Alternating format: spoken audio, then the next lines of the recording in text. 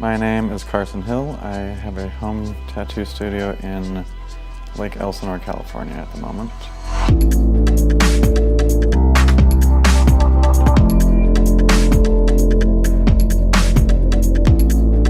I guess I would say I'm mostly known for bioorganic. It's kind of an offshoot of biomechanical, sort of like a modern day biomechanical. Let's see, I was drawn to the style by other artists who were doing it way back in the day. It was mostly Guy H. Sin and Aaron Kane in terms of the tattooers who were doing it. Some painters as well. Giger was a big influence. So I was drawn to it by that and kind of obsessed over it for a long time. I was driven to make that be my thing. I've been lucky, a lot of people have just kind of let me be explorative with regard to their tattoos, Surprisingly, I really enjoy both color and black and gray. I think most people would be surprised because I do very little black and gray. I really enjoy it though, and I think part of the reason I enjoy it is because I don't get to do a lot of it. But as far as color goes, to me you can get a lot more depth because of the variation. Also a lot more subtlety because of the variation as well, which I suppose you could still do with black and gray, and maybe it's just the way my brain works, or I think a lot of artists might agree that you can really push depth a lot further with color.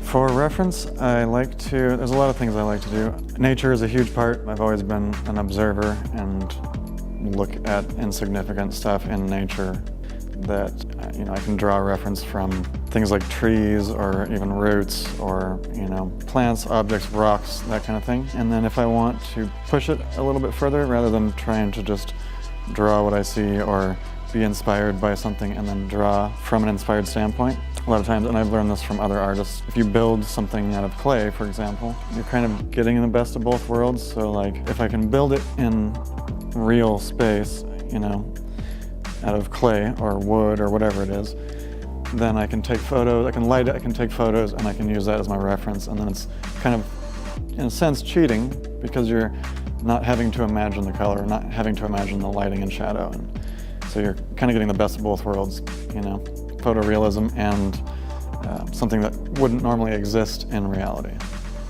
If you want to get tattooed by me, it's actually a lot easier than a lot of people think. I get a lot of people that say for years they wanted to and they didn't know how to get a hold of me, and then once they went and tried, they found it to be quite easy, and that is the reality. I'm not one of those guys who books out years in advance.